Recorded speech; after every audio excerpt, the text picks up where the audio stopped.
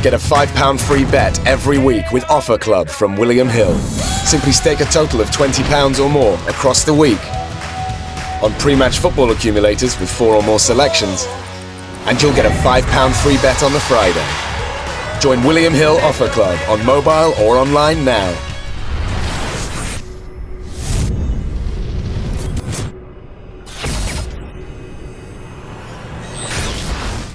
This is KUGAN CASSIUS for iFootball TV in association with Macklin's Gym Marbella. We're in Texas. It's about 1 in the morning. I've been chasing an interview with Matthew Macklin for 2 days. But we've been eating. I can't even say it's hard to time it down. We haven't left his hotel, have we? No, we haven't, no. A couple of days away. By the time this goes out, actually, it'll be the day of the weigh-in. So, such a massive opportunity this is for Liam. Like I said, you get the impression from the press conference that not a lot of people in that press conference knew who Liam is, but hopefully come Saturday night, they will know who he is. Oh, no doubt they'll know who he is. Whatever way this fight goes, and look, we're confident he can do it, but let's take emotion out of it, and the inside track, we know how good Liam is out of it. You know, if you're a neutral looking in, no one's going to bet against Canelo. He's a future legend. He's a Hall of Fame already. You know, look at the people he's beaten. But you know, you don't make the move till you make. You don't make the step up till you make the step up. And you know, Ricky Hatton was beating guys like Ray Oliveira, Mike Stewart, and then he beat Costa Sue. Nobody outside of the gym. I remember I was around it at the time of sparring for the fight, and I remember we all were 100% confident that Ricky could do it. But outside of us, who else thought that? No one. You know, but. You know, and so it's.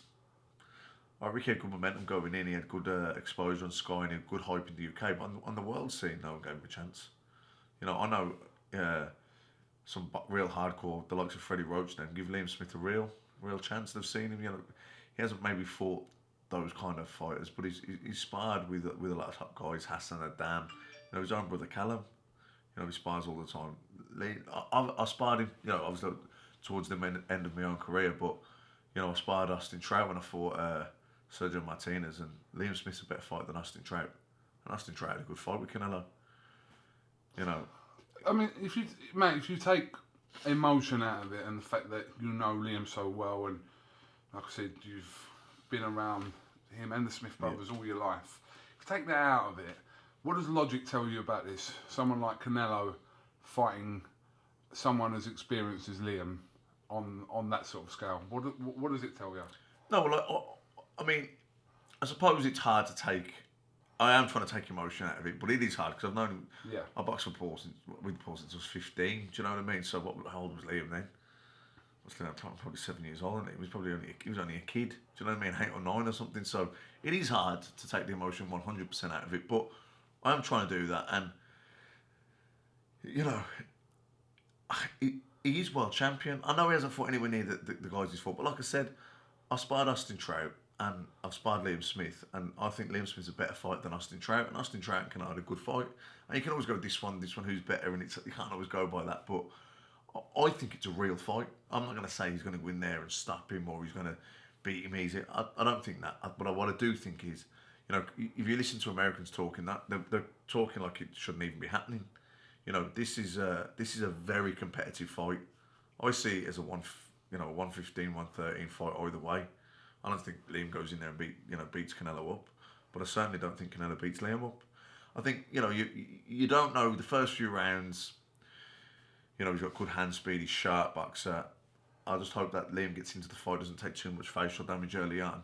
But I think as long as he can, you know, warm into the fight, get past the first 2 or 3 rounds without taking any, you know, too much facial damage or anything like that, then I think it's a real fight. I think it's a competitive fight, and I think it's a close fight. Yeah, I tend to agree with you there. I think regardless of, like I said, what the American public believe to be about this fight, I do see it as being an entertaining fight, more entertaining than people will at this stage give it credit for. But I think the unknown quantity about Liam Smith could add to that excitement, that, you know, he hasn't been sort of tested on that elite world stage. No, and he has got to make the step up. Yeah. But when do you make the step up? You only make the step up by making it. And he will make that step up on Saturday. And, you know, all right, sparring's different, but he has been around the gyms, and Liam's one of them. Has gloves, will travel. You know, he'll jump in and sparring at the drop of a hat. Yeah. Some people need, I need 6 weeks notice to start sparring. He's always sparring, and he's sparred a lot of top guys. And he's anyone, you got a rock gym, you know, you got a wild card, you know, where there's the people in the know. They know Liam Smith can fight. You know, he's a proper fighter. He's got a real natural instinct. He's a very instinctive fighter, and you know, great variety. Shots up the middle, works the body well. Real smart, and he just chips away and chips away. And I think that you know, the other thing about him is he puts a lot of pressure on you. Like even when you're going for a rest, you don't get like a real blow with him. You can't just he's always on you. So Canelo being so tight at the weight, and his style is he likes to fight in bursts anyway. I think as the fight goes on, I don't think he'll like the pace that Liam will make him work at. You know, he likes to have his little rest where Liam. I think Liam will make him fight every second of every round, and I think at some stage then that's going to be uncomfortable for Canelo. I think it's a great fight. I think it's going to be a really competitive fight. I think it's going to be a close fight. We was talking earlier on at dinner, and you said that regardless of how this fight plays out for Liam, win, lose or draw, you believe that his stock will rise 200%, that he would have sort of made some sort of dent in, you know, in everyone's eyes, regardless of what happens on Saturday night. I think whatever, I won't say regardless of what happened, but regardless of the result, Yeah. I think his stock will rise because I think it's going to be a close fight. So people are probably dismissing him at this stage. That all they're asking is, what Golovkin, Canelo down the line. So they're a bit like just looking past him. So when they see a really good and entertaining competitive fight, you know, they're going to be talking about Liam. His stock's going to go to here. And, you know, HBO, look at Gabriel Rosado. He's, 21 and 23 and 8 or 9 or how many fights he's lost. But he loses to good fighters in good fights. And he beats some good fighters. You know, like he said, he was never spoon-fed. He's had tough guys right from the get-go. And, you know, they in America, especially on HBO, they respect that. If you're fighting at a certain level and you're in an entertaining fight, just because you come off the wrong side of a close fight, you don't suddenly become a bad fighter or thrown to the back of the queue. You'll be recycled and you'll be given another opportunity, and you never know. But I see whatever happens here on Saturday night. I see Liam's future probably being over here fighting on HBO, because if he wins, that tells its own story. But if he doesn't win and he loses in a very competitive fight, he's announced himself even though he's world champion, he's announced himself over here, and you know the way he fights and how he's good to watch. He'll be back in big fights. I mean, talking to Liam the other day, I said to him, in an ideal world for him, which we know boxing's not an ideal world, but he would have liked to have had a couple of them sort of solid 154ers, just to sort of prepare him for the step to Canelo. But he hasn't really had that opportunity to have that, and he's going from literally one extreme to the other in this fight. He is, but two things. One, it hasn't been for the want of trying, because I know Liam's been crying out for the big names. He's wanted them.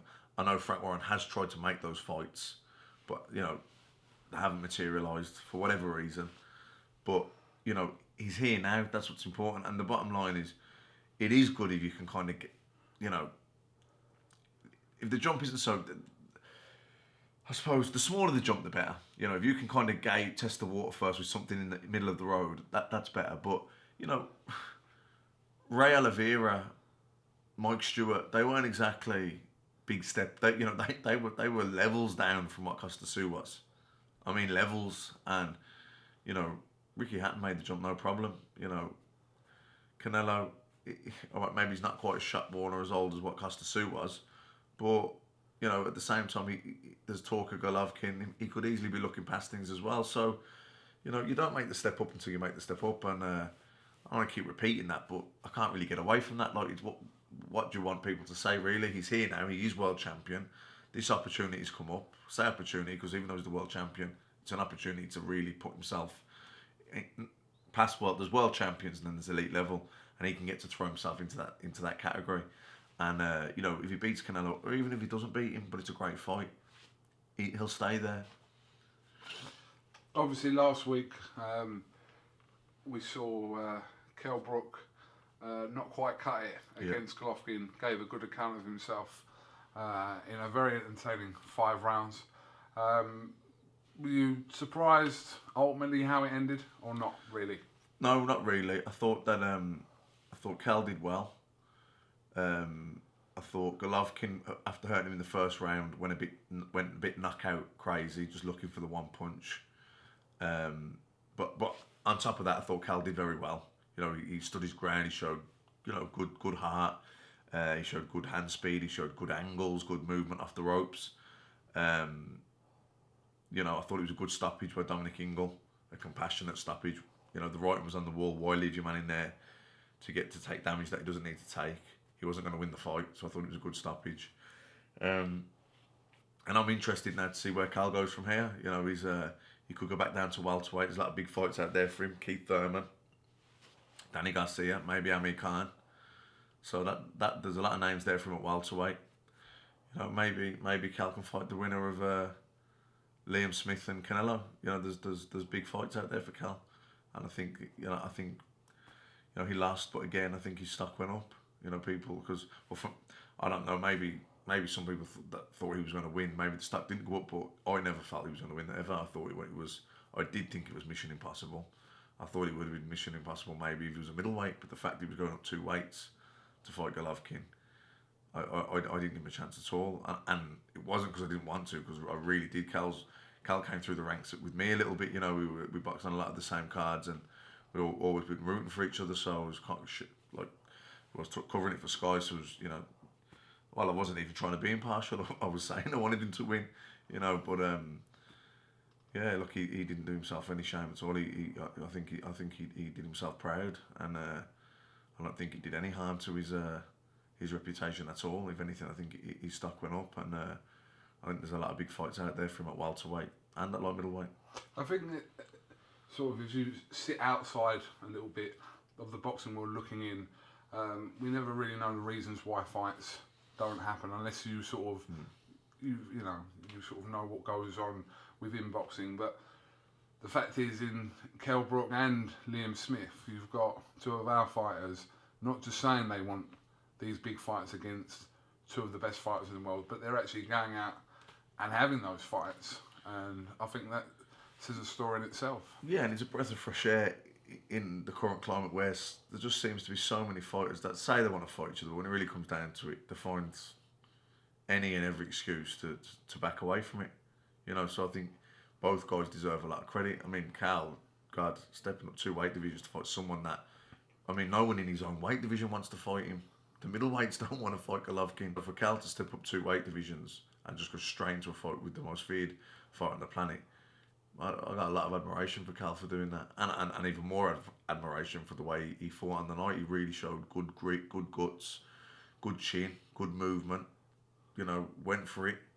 I thought he did brilliant. I really did. I was impressed by him. And Liam's the same. You know, you can see Liam there today. He's not overawed or over.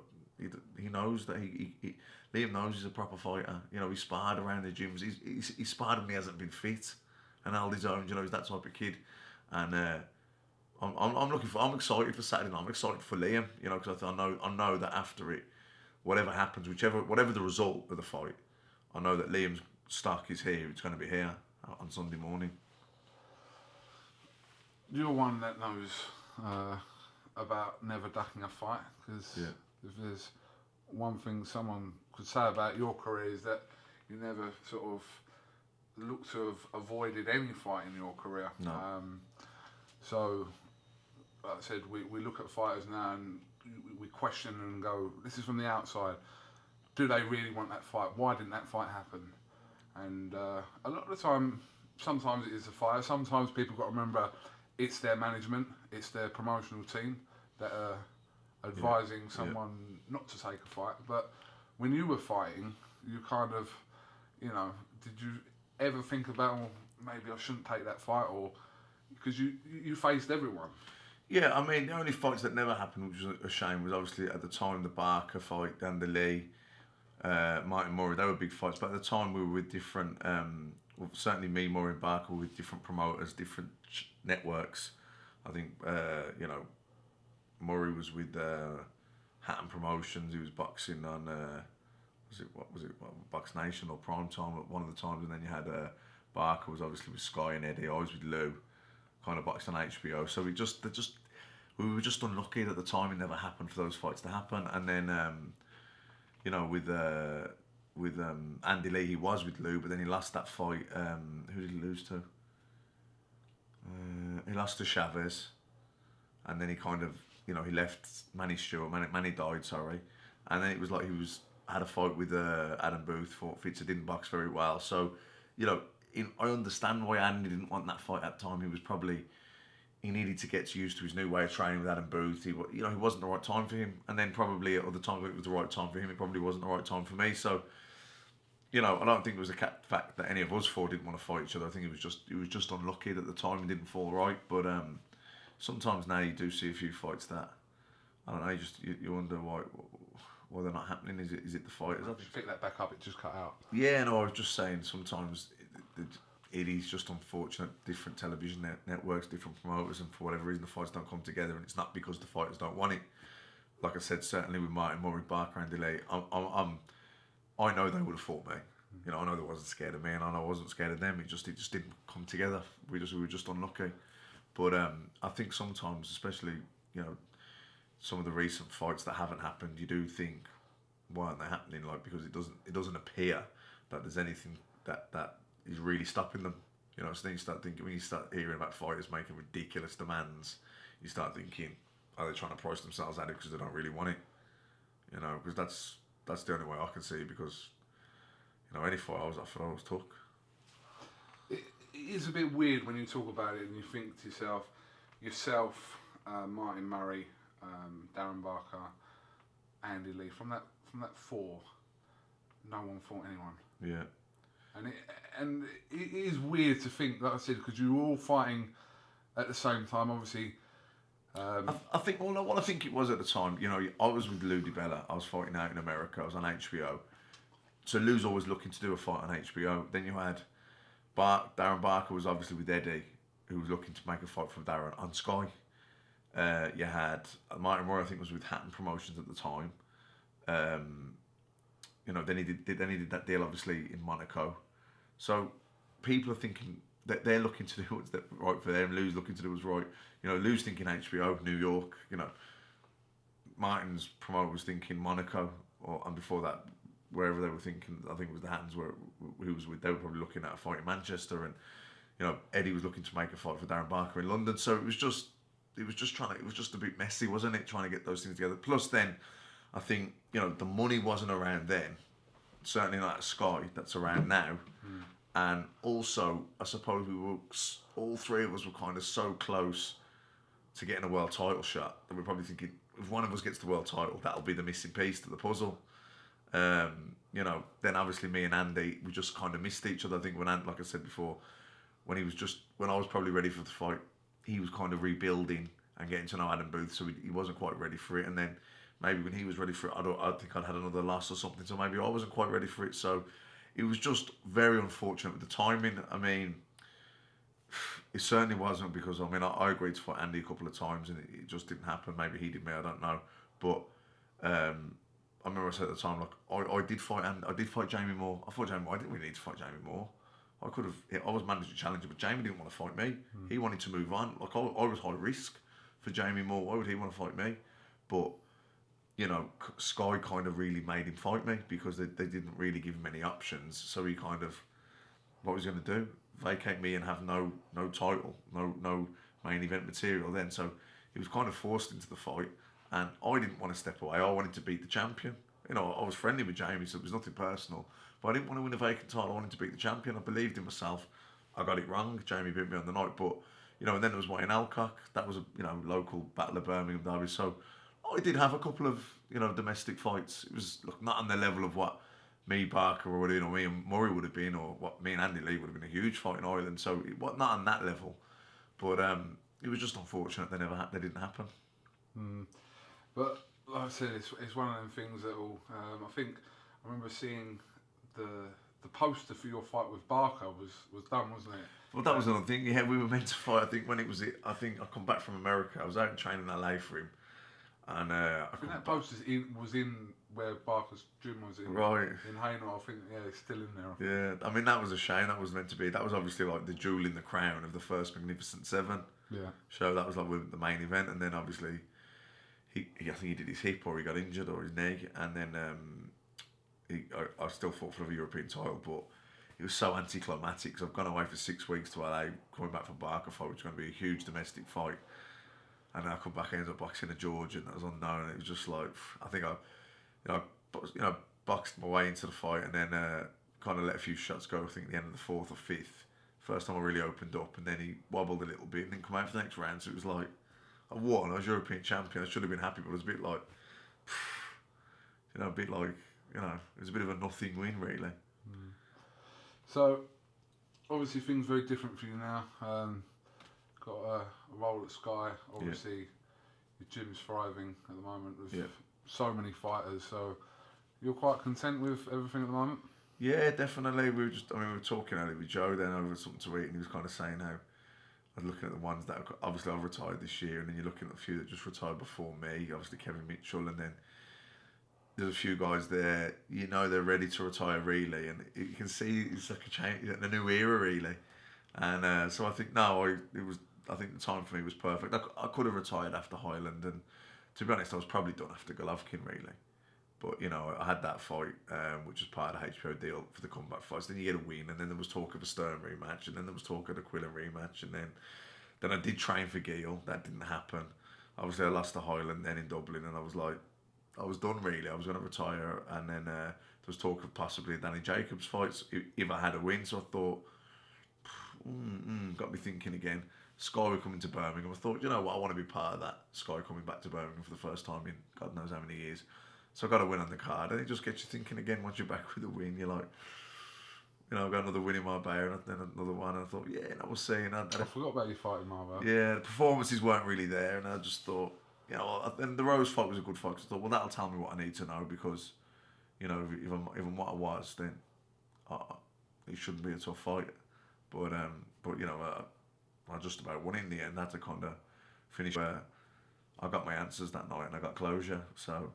No, I'm very happy in retirement. I haven't even had a sad moment since. In fact, I would say that since I've retired, since I got involved back again with Sky, and since I got more proactive with MGM and the managing of fighters, and particularly with Liam, I've actually sort of reignited some of the fire that I had for boxing. I'm actually kind of enjoying it more the last few months than I have done for probably 4 or 5 years.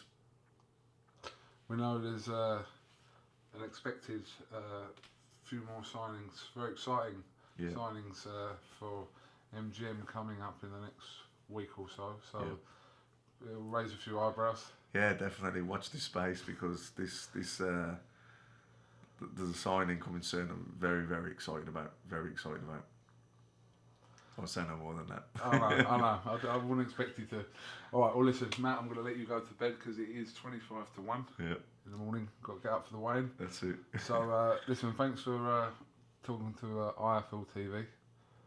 As this is really your channel as well, Matt. I suppose everyone's hears that all the time. I got a bit of a bollocking today for not wearing an MGM top at the press conference today. I had it from you, and then we're only busting your balls. So I'm going to go and iron it now, and I for the weigh-in tomorrow. All right, Matt. Listen, thank you very much for talking to us, and hopefully, like I said, Saturday. Yeah, no, please God, we're all smiling after. Definitely. Thank you very much, Matt Macklin. I'm Liam Smith. Watch my fight with Canelo Alvarez this Saturday live on BoxNation.